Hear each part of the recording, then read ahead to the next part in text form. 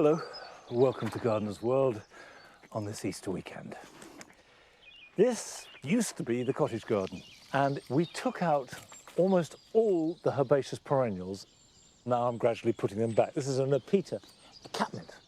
This is an Apita called, I'm slightly embarrassed to say, as in P-U-R-R, Jeune Bleu. Persian blue, it's catmint, and Apita, get it?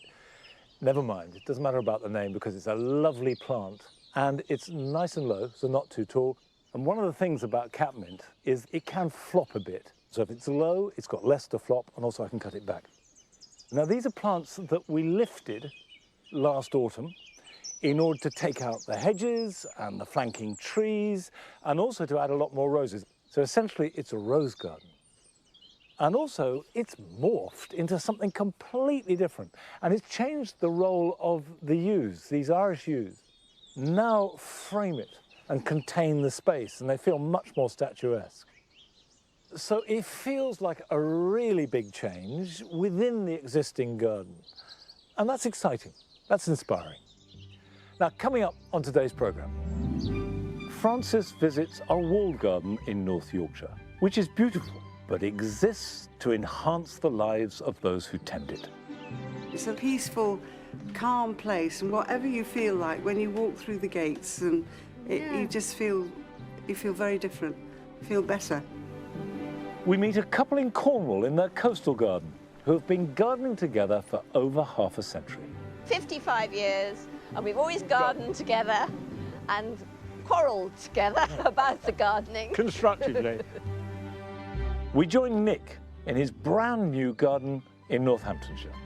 Now I am finally in my forever garden, and these poor plants that I've been dragging around the country for years can actually go into the ground. And I shall be sowing seeds for my new cut flower border.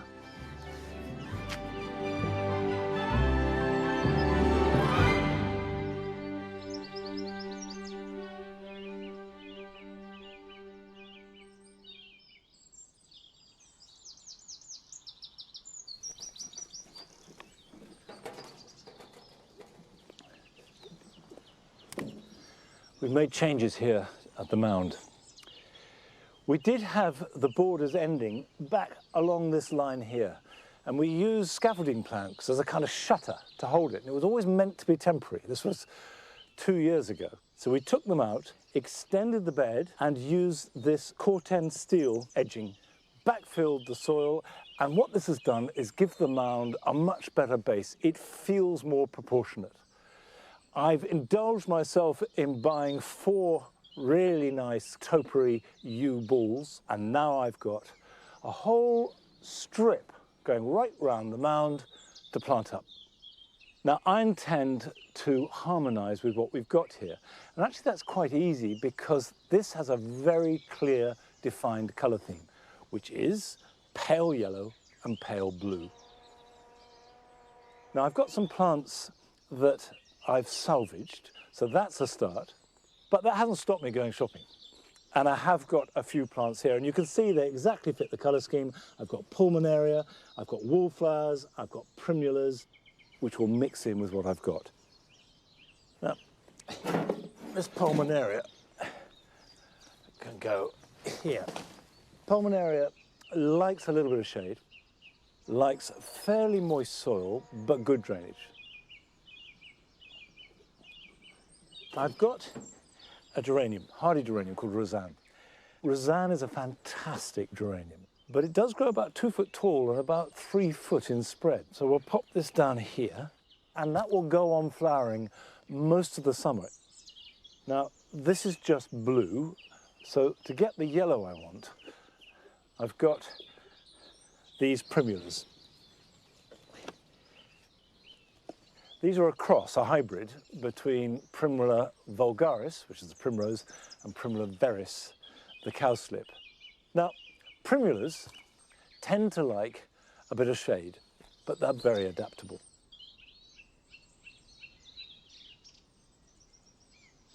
Got Brunnera with these lovely clear blue flowers and a silvery leaf. I've got a couple of Aquilegias here. This is Yellow Queen, which is very, very pale yellow. And one of the fun things about having a colour theme in any garden project, and it doesn't matter what the colours are, is taking those colours in whatever direction they want to go. You know, when is pink red? When is pink white? When is yellow ivory? It doesn't matter. It's a game, but it's a good game. And that can come in there. Now these are wallflowers.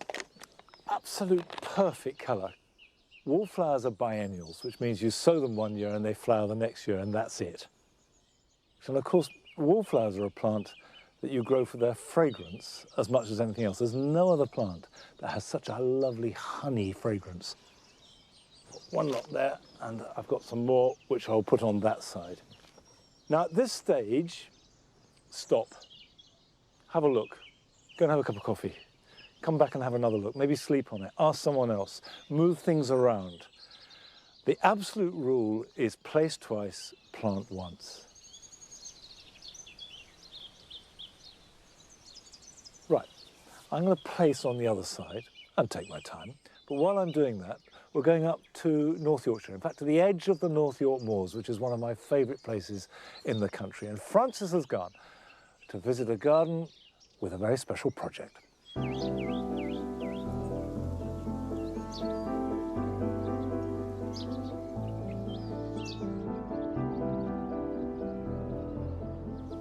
This is Helmsley Walled Garden, and in late spring, just look at it, absolutely packed with vibrant colour.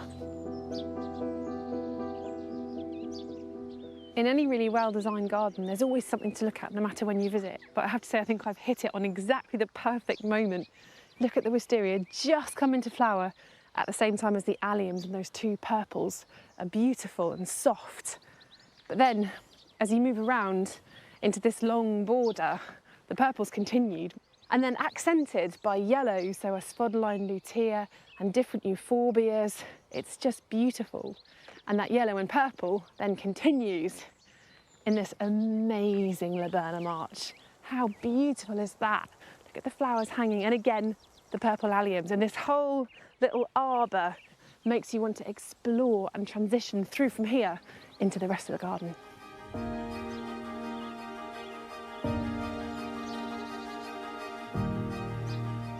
But as well as being a feast for the eyes, there are many other benefits that this beautiful space offers. June Taish is the head gardener here. She's clearly a talented grower, but not just of this stunning display of flowers. Hello, June. Hello, hello. Busy working away. Nice to meet you too. It's so glorious. It's gorgeous, isn't it? Well, tell me about the walled garden itself. It's an 18th century walled garden. It's actually built on a parallelogram, which is quite an unusual shape, I think, to try and capture as much sun as possible. The garden's very much planted to demonstrate horticultural approaches that we could see anyone trying in their own garden, I have to say. And this iris border particularly, I mean, tell me about this, it's just breathtaking. Well, this was created probably about 4 years ago, and it was created by volunteers. We don't have any paid garden staff, so volunteers lifted and divided iris, replanted iris, potted iris up for sale. So it was a lovely learning experience for our volunteers. They really got a lot out of it.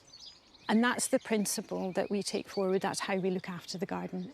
How many volunteers have you got? We've got over 83 garden volunteers. They look after the garden and the garden looks after them as well. We have a really nice mentoring scheme. We look to try and support our volunteers, whatever kind of support they need. So some of our volunteers might want to learn more about horticulture. Some might want to be more involved socially with their community. This is where they come and they can feel purposeful and feel they've achieved something in their week. Well, clearly it's working because it's absolutely gorgeous. It's beautiful. It is lovely, thank you.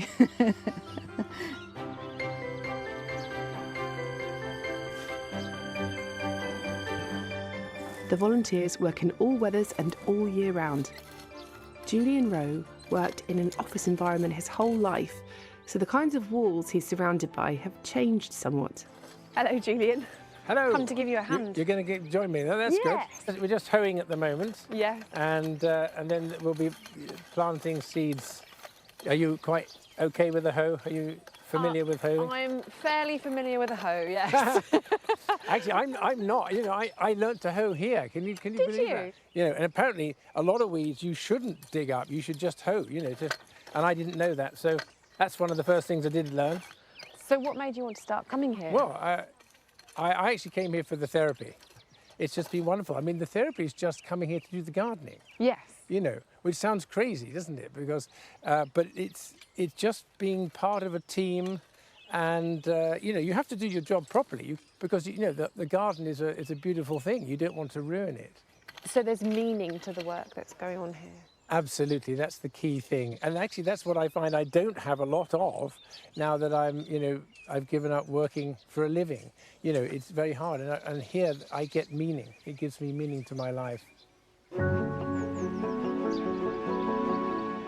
I'm so impressed with the work the volunteers are doing.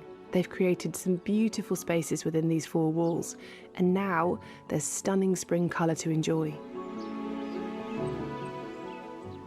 These Siberian irises are quite underrated compared to the much more impressive bearded iris. The nice thing about them is that they're a bit more versatile. You can grow them not in full sun, and also they have beautiful bronze autumn foliage, so they give a really good year-round interest as opposed to the bearded ones which flower magnificently and then are gone. So these, I think, are some of my favourite plants.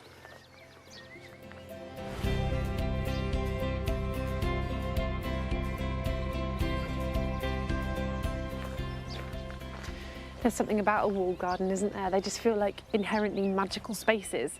Probably something to do with the huge walls keeping the wind down a little bit and keeping the temperature up. And this here is the kitchen garden, and it's really lovely seeing that nod to tradition. But also, I think those walls and growing veg can be very nurturing things for people who maybe need a little bit of support in the garden, and sowing a seed, letting it grow, and then literally harvesting the fruits of your labour at the end of a season when it comes to growing food is an incredible process. It's a very hopeful process. And I think it really sums up the whole ethos of what they're doing here in this garden.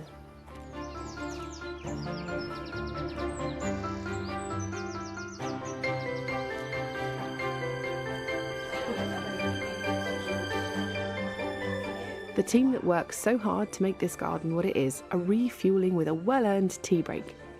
I'm joining Emma and Anne. So do you two work a lot together? Yes, we do actually. Yes, we thrive off each other, don't we? Yes, yes.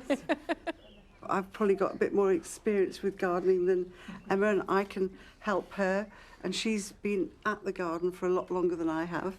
And there's probably things that she knows about the garden. It's a good team. Yeah, isn't it works both ways. We work as a good team support. Yeah. So what is it that you love about it? You know, this lot is my second family, really, because my parents live away. They mean a lot to me. You know, sometimes, you know, you come into work and you're not in the best of moods, and they just cheer you up and ask you what's wrong. And It's a lovely, peaceful, calm place, and whatever you feel like when you walk through the gates, and you just feel very different, feel better.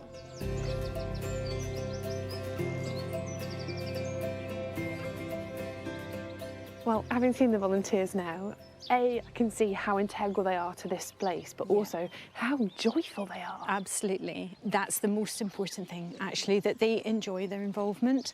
And if we get some great work done as well, that's a real bonus. But the work they do when they do it is of a really good standard. And we challenge our volunteers so that they get more out of it, and they really feel they've done a great job themselves. Because, of course, volunteers are giving up a lot of their time to be here, but in exchange, they're learning really good horticulture from you. Yeah, it's really lovely to see people gaining confidence, using tools correctly, using horticultural terms that they never even knew before, but actually loving doing it, really enjoying it, because that's what you should be doing with gardening. Gardening is joyful.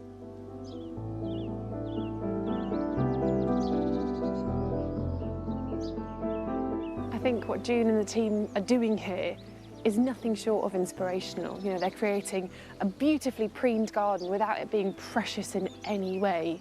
And it all goes to show, or to prove actually, that gardening doesn't just grow plants, it can also grow people.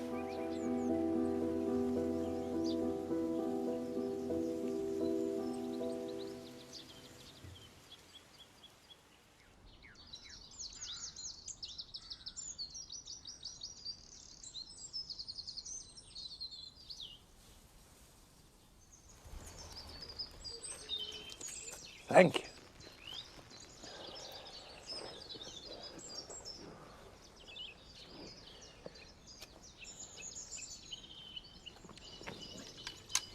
I do think it remarkable, the scope and ambition of that project. 83 volunteers. Just think of the lives that are changed and the ripple effect and the families and the social effect of people gaining so much from working in a garden and sharing it. And it's a lovely garden too. Now, what I've got here is a yew hedge that is coming into being. Now, these are cuttings that I took, I think, about 6 or 7 years ago, but I only planted them out when they reached a reasonable size. And you can see I've put a line along here because this is the height of the hedge I want. So the first thing is when you're growing a new hedge of any kind, don't cut it back until it's reached the height that you want it to be at. And then you can cut them off and they will start to thicken. Now, it's very straightforward. Just take it off roughly to the line. And it's worth pointing out, this only applies to young plants, and April is a very good time to plant evergreen hedges. On a more substantial or established hedge, you don't cut now because you don't want to disturb nesting birds. The great thing about yew, which is very adaptable, is it must have good drainage. It hates sitting in wet soil. And you can see I planted this on a mound and I put lots of grit underneath it. Now, what I can do is cut the sides as hard as I like. Hedges invariably thicken out.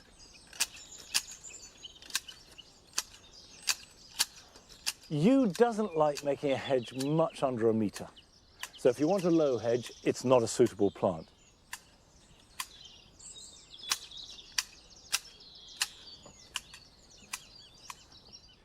It does look a little bit wonky and wobbly, but don't worry about that, because as it thickens out, you can get a nice straight edge onto it.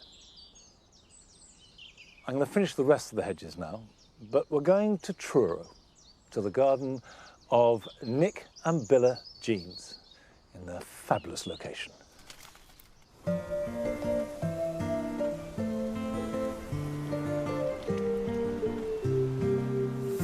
You do feel very lucky to be in this beautiful part of the world. It is a gorgeous place. So when the sun's out, we do like to spend most of our time in the garden. It's a lifestyle thing, isn't it? Yeah, what else would you do at our age?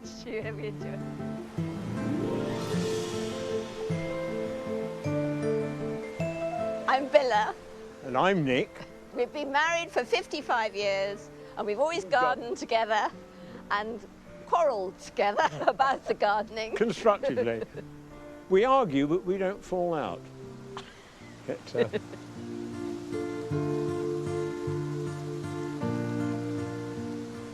is typically Cornish in that if you've got good visibility, it's about to rain. If you've got poor visibility, it is raining. And in the winter, if you've got a hard easterly wind, and you can watch the plants shrivel up, you know.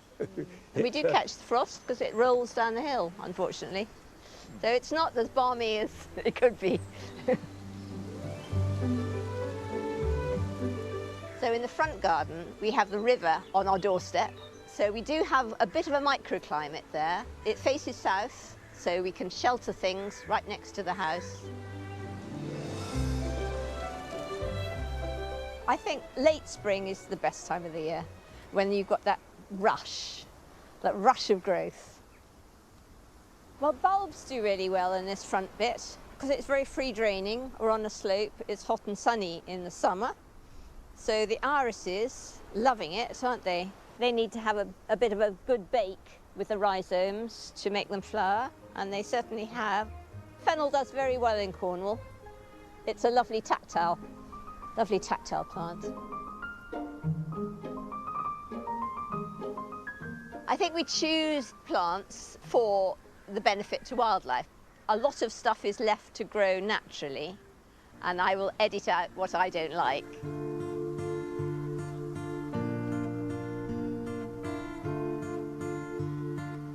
This is our garden watering system, very necessary. The roof water is all piped into a drainage system which comes down here and was originally meant to go into the river, which would be a terrible waste. So what we did, we dug a hole here about 9 foot square and 9 feet deep, and we built a concrete block tank, and all the rainwater is stored here.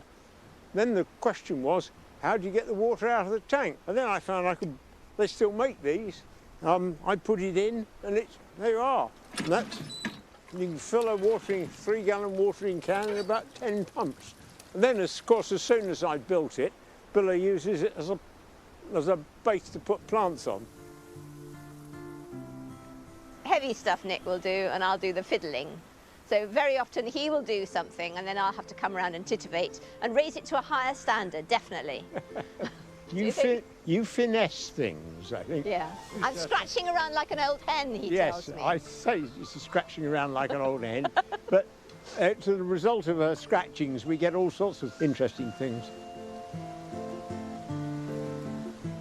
So over in the main garden, we love to grow what we eat as much as possible. We've got perennial onions and kale and herbs. So any time of the year you can go and pick parsley. I love to be able to do that. That Billa is working on converting me from my more traditional sort of views of gardening. She's a particular enthusiast for no dig. And our vegetable garden this year, there's virtually no digging and cultivation in it at all. The potatoes have come up all right. The potatoes have come up all right. Yeah. It remains to be seen whether having planted potatoes in a bed that hasn't been disturbed for 18 months, whether it'll be possible to bank them up. Yes, you just put on more compost.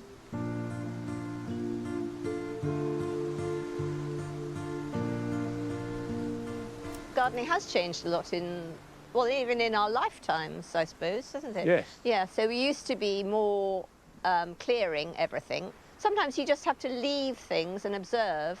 They do say, don't they, that the gardener's shadow is the best fertiliser. Lots of the plants, the flowers, arrive just by magic.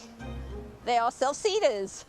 So we've got the erigeron, we call them St. Clement daisies, Mexican fleabane, of course the lovely, lovely forget-me-nots. Cow parsley. I love it when the cow parsley grows up tall enough to meet the apple blossom.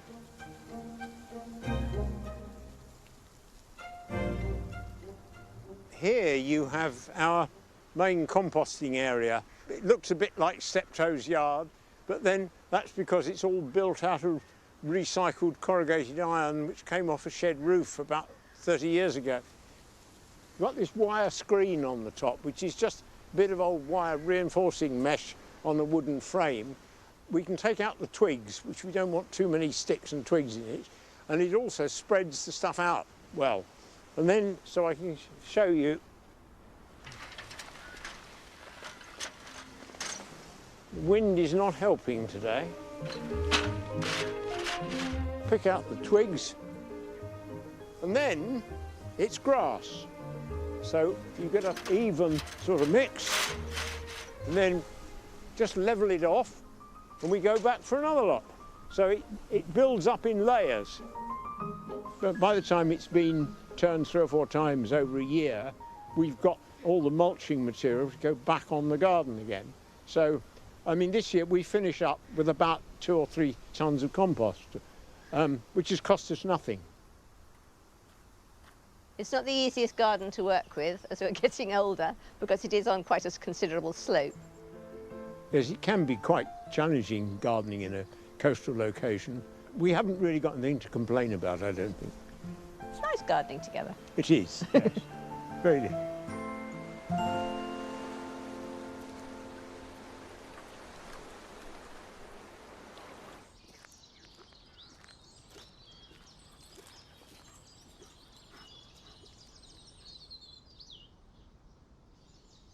Good boy, go on. Look at these lovely, lovely, lovely things. Aren't they beautiful? Keep going.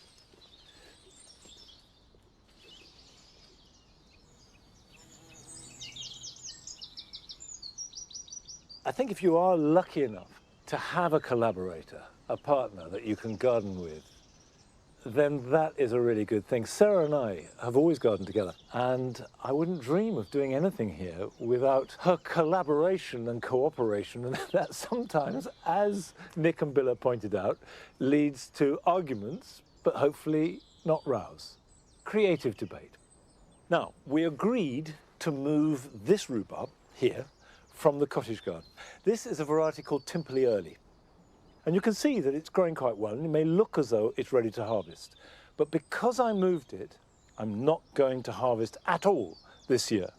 And if you plant rhubarb or move it, leave it. Don't pick any of the stems. Let the leaves grow full foliage, and through photosynthesis, the roots develop, and then next year it'll be in a better position to give you plenty of stems. Now, Tophill Early, as the name suggests, is an early rhubarb. Now here, if Ned isn't going to lie all over it, go on, get off. Terrible dog. This is Victoria, which is a later variety. It's very big, it's very robust and very delicious, but it won't be ready for harvest until well into April. And then, as with all rhubarb, stop picking it, certainly by the end of July, and just let it have a chance to recoup its energy. And that way, you can keep rhubarb going for generations. And stewed rhubarb for breakfast in spring with a little bit of fresh yogurt and some of our own honey, fantastic. Now, still to come on today's programme. Nick makes plans for a garden in his new home in Northamptonshire. Because the focus here is all about these stems, I don't want to compromise them with an ugly stake. So I want to let you into a little secret form of staking. And we go to Surrey to meet an enthusiastic grower and swapper of houseplants. So this one is a Hoya globulosa Welsh mountain zoo. Oh my goodness. This is a wish list plant, Claire! But first we're going to visit one of your gardens, and this belongs to Sue Millard. Hello. This is our garden in Cumbria. We've been here almost 40 years this summer, and I thought you might like to see all the different kinds of daffodils that have emerged from the lawn in the years that we've owned this house. We're on top of a small hill here, and although we have some shelter from trees, you can see we're very open to the weather. When we first came here, there were just single leaves in a flat lawn.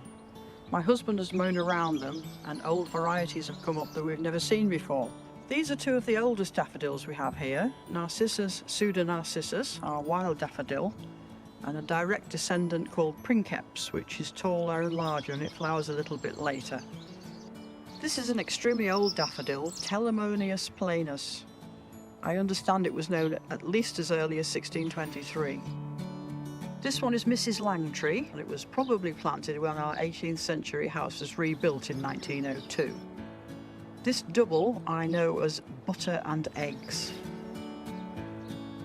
Daffodils are always popular with the pollinating insects, the hoverflies and the beetles. That's our cat Sooty, with a big bank of Carlton daffodils. It's amazing the things that will reappear if you just give them time and don't mow them off. Now I'm looking forward to our bluebells in May and 50 yards of honeysuckle hedge in June. But for now, bye-bye.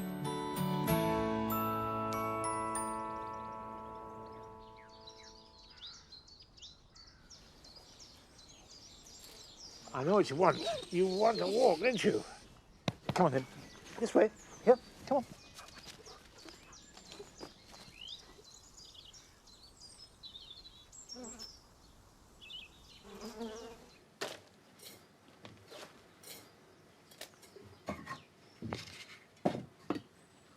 thanks, Sue, for sharing that incredible range of daffodils. I have to say I'm very envious because this year the daffodils in the grass here at Longmeadow have been a profound disappointment. I put that down to the fact that they've had such a wet winter that they've grown lots of foliage at the expense of flowers. And by the way, please do continue to send in films of your gardens, whatever it is, whatever type it is and whatever particular passion you have. Now, I'm sure that sooner or later everybody faces the problem that we do all the time, is you see wonderful flowers in the garden. You want to cut them, bring them indoors, they'll look superb in a vase. But if you take them, the border will have a great big hole in it and won't look so good. And the answer is to have an area of the garden specifically and only for cut flowers. So this year, I've made 4 raised beds that are going to be just for cut flowers. So I thought today I'd get going with Gypsophila. And Gypsophila is one of those plants that are perfect for flower arranging. Easy to grow, they're a perennial, they just keep on giving.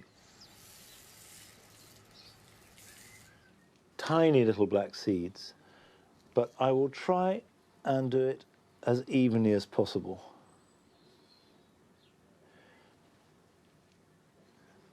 So if you get a nice strong seedling with a good root system from day one, everything is going to go better. And it is extraordinary to think that each of these little seeds are going to result in a plant that is an explosion of flower. Now, I will just press these down lightly, and all I'm doing is just making sure there's contact with the soil, and then cover them thinly with vermiculite. If you haven't got vermiculite, it doesn't matter. You could use a little bit of sieve compost. Not too deep, but just a light covering.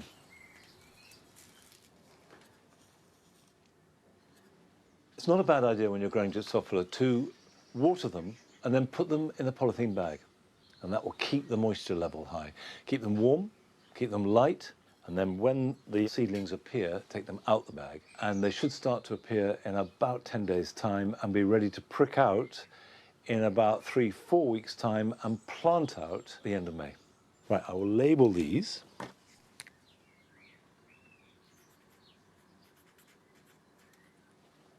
There we go.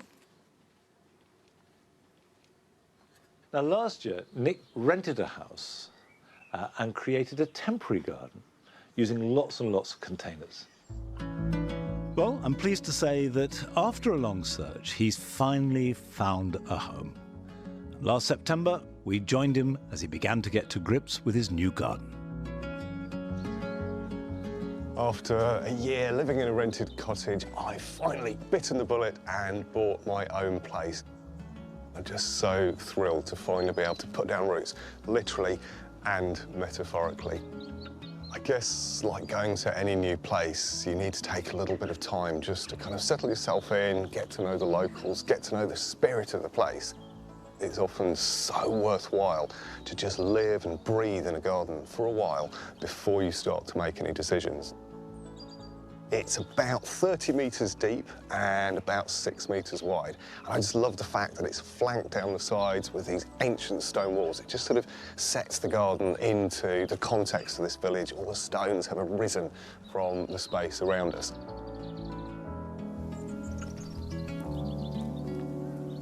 What I'm really pleased about is it's got a great structure of trees and shrubs already here, which gives me a great sort of palette to work on. You can see the buddleia sit in the back there. I reckon it takes up maybe 1/8 of the volume of the whole garden. It is absolutely vast. So what I'm going to do is a major cutback, take it down to about 1 metre off the ground, let it reshoot in spring. It's long flowering and, of course, loved by bees and butterflies.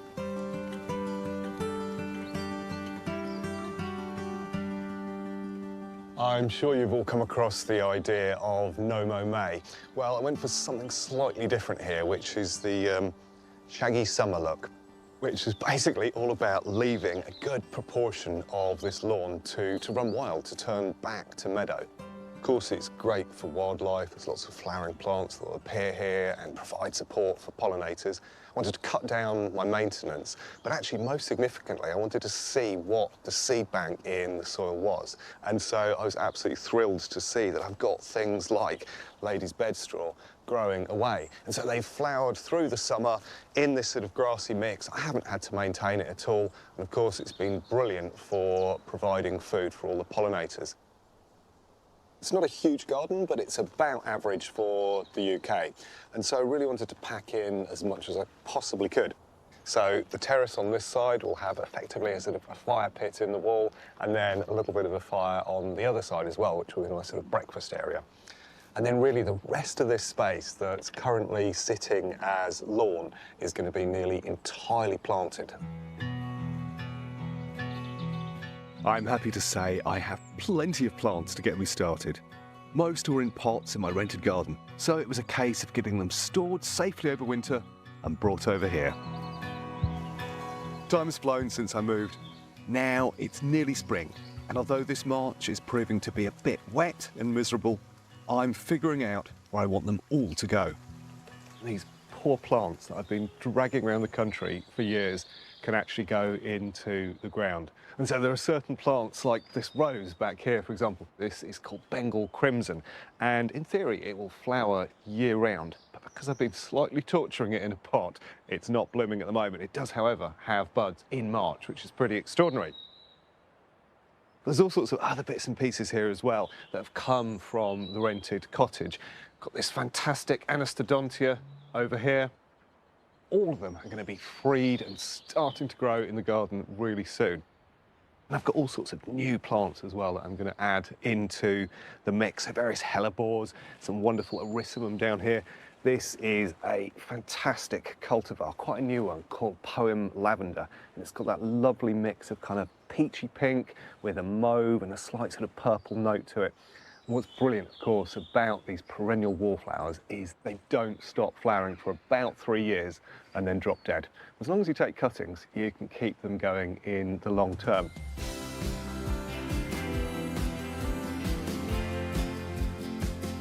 It's been a long and very cold, very wet winter, but it's given me a great opportunity to get on with some of the jobs that I need to in the garden here. So I've pruned the big buddleia behind me. That will go eventually, but I've taken the bulk of the material away. And then with this hawthorn that I've inherited, it really supports wildlife.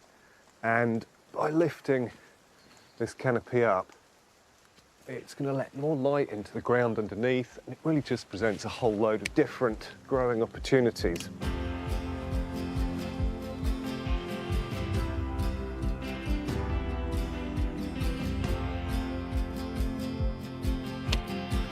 I'm really keen to make sure that my new garden has got as much interest as possible.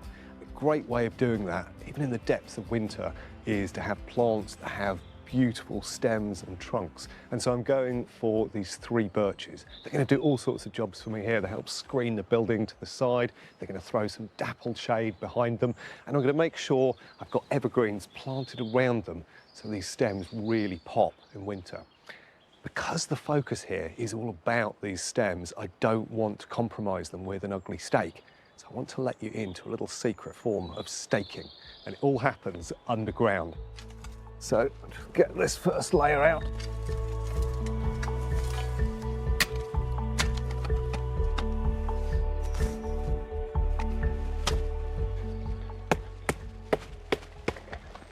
And it was always that easy. Right, out that comes. As you can see, this has got a fairly decent, stable, rooty top on it, and that's going to make all the difference. The other absolutely key thing, if you're putting in a specimen of this nature, is to make sure that its best face is facing the direction you're going to most commonly see it. First step in the process is to get some batons on top of the root ball. And they're going to be what stabilises and really holds this in place once I've got the wiring on top.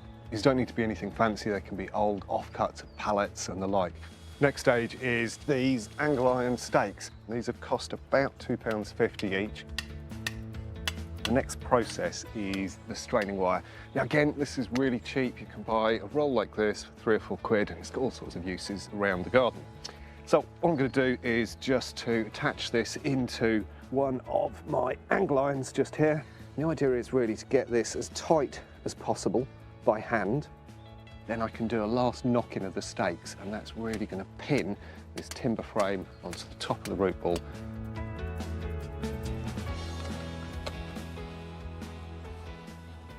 This is absolutely solid. It's not going to go anywhere.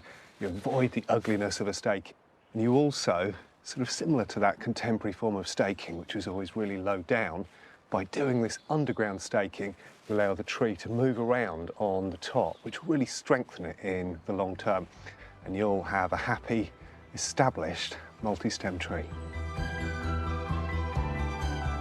With the structural trees in and the pruning done and spring just around the corner, I can't wait to see how the garden's going to turn out this summer.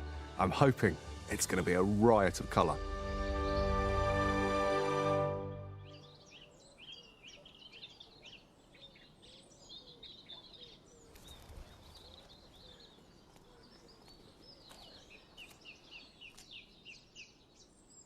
You can tell that Nick, although he's keeping a calm exterior, knows that he's on the cusp of a big adventure. Well, I really envy him because it's such fun. And also, take his advice. When you get a new garden, however daunted you might be, just take stock. And if that takes you a year, it takes you a year. Just take your time and then make your plans. Now, here in the writing garden, it's white, it's frothy, it's light. And at the moment, you have the snowflake, the leucosium, and then the tulip that's just beginning to open up in the last day or so. It's quite early for us, that. This is yellow spring green and the white daffodil failure. And that's just about it. Very, very simple. And sometimes simplicity is all you need.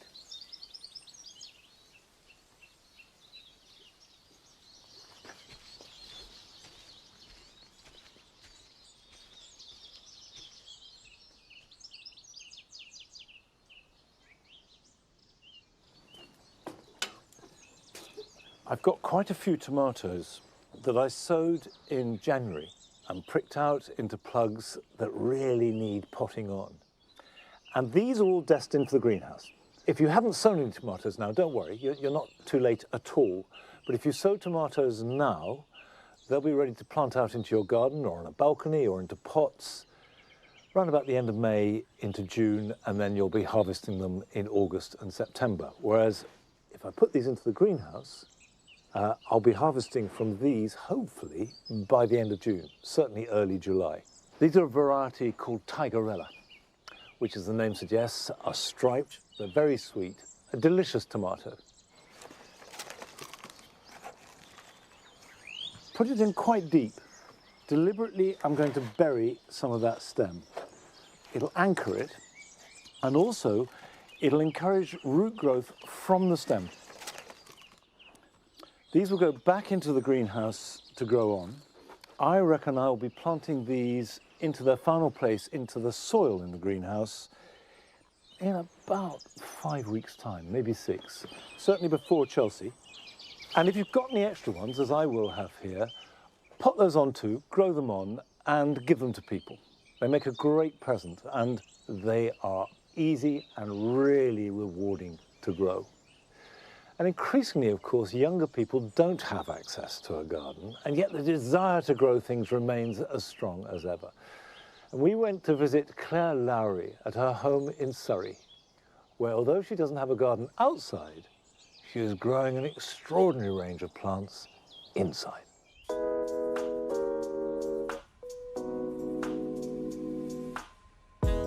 I just cannot imagine living in a space without plants.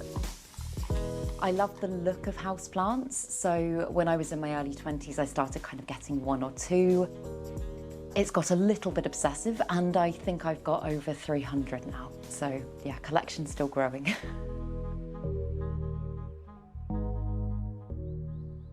Welcome to my living room.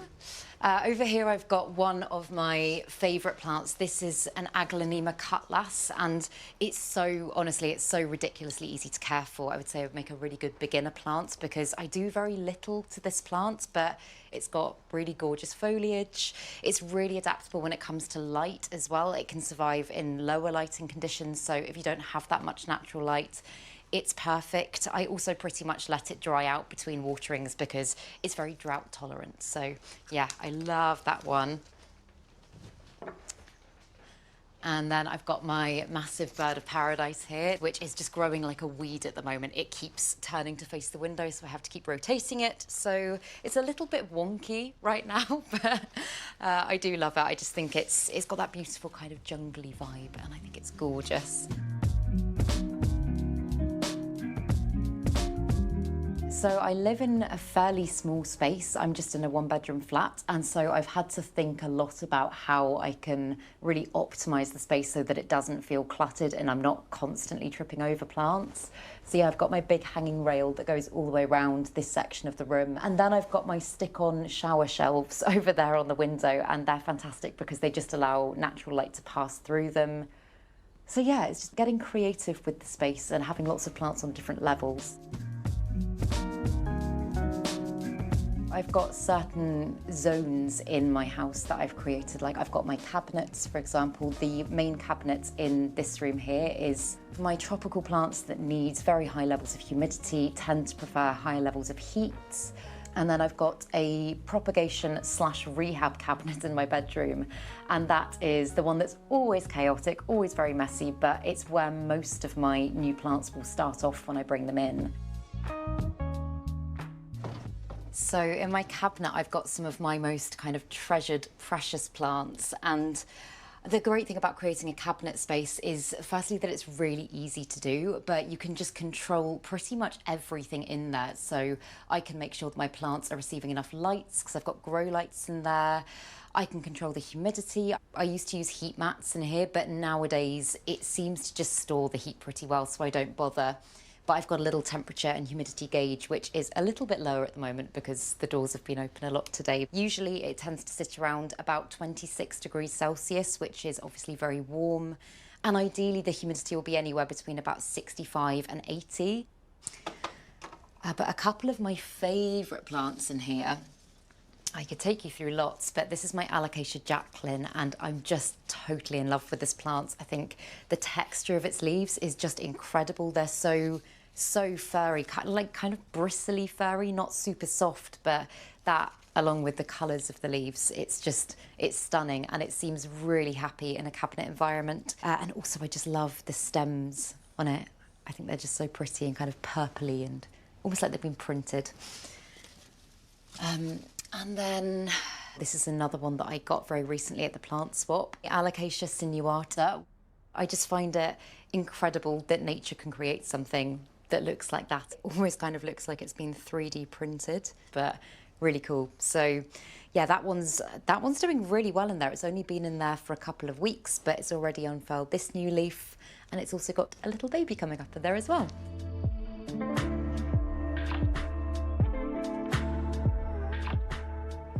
So these are my Monstera dubias, and this is the plant that I'm probably the proudest of in my collection at the moment. I got it when this was about 30 centimetres high about a year ago, and as it's grown, the form of the plant just started to get bigger and bigger, and then really change and develop these beautiful fenestrations.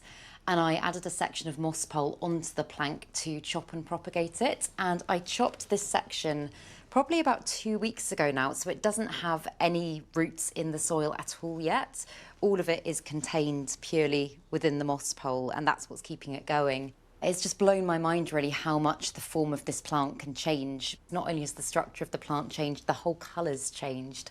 I'm very excited about the potential of this bit. I think the key to the massive growth that I've achieved in this plant has been the light that it's received. I've always made sure that it's kind of pretty much right up against a window.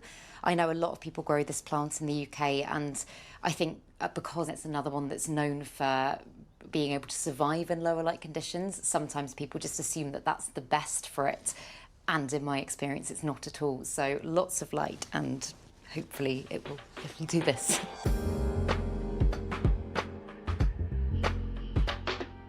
The plant community is just the most incredible thing. I met some lovely friends, I made some really close friends as well, and we started doing swaps. It's been a wonderful way to build up the plants that I've got at the moment, but it's also just been the most fantastic way to connect and meet like-minded crazy, weird, amazing plant people. Super excited because today my friend Emma's coming over and we're going to do a mystery plant swap. Thanks for having me round. Not at all, I'm so excited. Should I go first? Yes. Okay. I'm pretty sure you don't have this one. Oh my goodness, is that the cream splash? Yeah. Oh my God, it's beautiful. It's a philodendron cream splash. Oh my God, that variegation is just stunning. Yeah, with a little bit of extra splashy variegation. Yeah. Oh, that's so pretty. Yay. Thank you. Oh, exciting. Okay, close your eyes because mine are slightly on display. Oh my goodness. These are the variegated Hoyabella? Yeah, it's the one with the funky name, the Louis Bois. Hopefully I can get this one to flower really quick. Crossed. Okay, so this next one. Oh my God, it's a fern leaf. I didn't put any like moss or anything around it because I figured you'd want to pot it straight into some soil. That's so exciting. Thank you. Yeah, of course. Thank you. And the last one for you has literally just been potted. So this one is a Hoya globulosa Welsh mountain zoo. Oh my goodness. This is a wish list plant, Claire! Oh my goodness, it is stunning and I love like the silvery blue of it. It's so cool, isn't it? And like the texture, it's very different from a lot of other anthuriums. Yeah. Amazing, thank you so much. Thank you. Oh. Thank you. I'm really, really proud of what I've created. I love my space. It is my own jungle haven. I feel so relaxed and so at home here, and whenever I'm away for a certain period of time, I always kind of long to get back to my plants and be in my safe, creative space with them. So yeah, it's amazing, and I encourage more people to bring more plants into their home as well.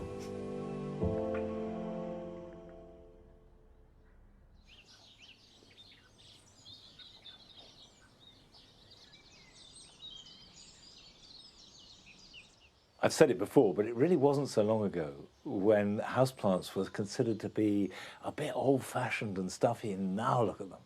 They're just looking fantastic. And I now grow Streptocarpus amongst other houseplants. But 20 years ago, I associated them entirely with my granny. Well, I then went to South Africa and I saw them growing in the wild, and it transformed everything. I realised they're beautiful plants and they're really interesting. Now, they're not difficult to grow if you give them what they want, but what they want is fairly specific. They like damp shade, but with very good drainage. Now, that's quite tricky to provide, and maybe that's why my granny grew them in her dark little sitting room. And what I have found here at Longmeadow is they are happiest underneath the staging on the gravel in this greenhouse.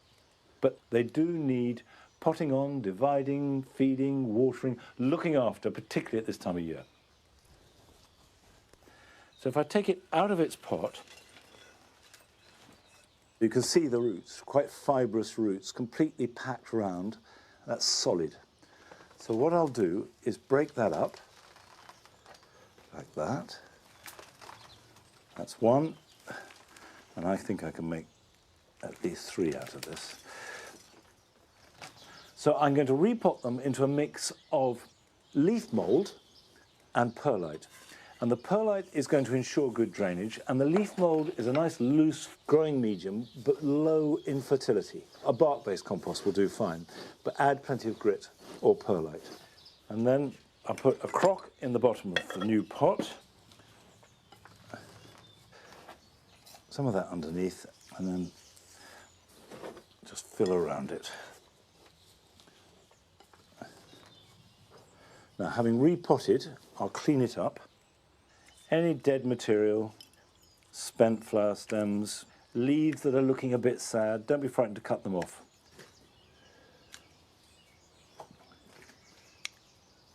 I will give this a good soak, let it drain completely, pop it in the shade, and then water it once a week. But if you've got a mister, you can spray it daily if need be, certainly more than once a week, and particularly in hot weather. Keep the air moist and the roots fairly dry, and they'll be happy. Right, I've got a lot more to do, but while I'm doing this, here are your jobs for the weekend.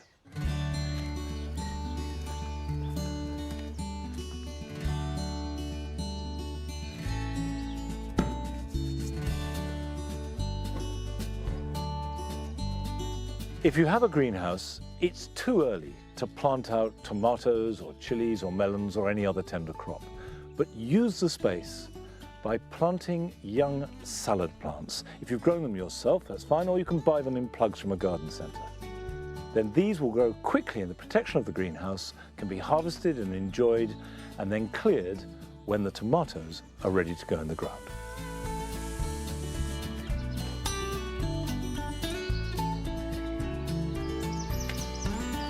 When you see signs of new growth, now is the best time to divide herbaceous perennials like hostas. Dig up the parent plant and divide it. With a hosta, the best way to do this is chopping it with a spade. Some plants are more fibrous rooted and can be pulled apart. Replant a section in the original hole, and then with the new divisions, create new planting wherever you want them.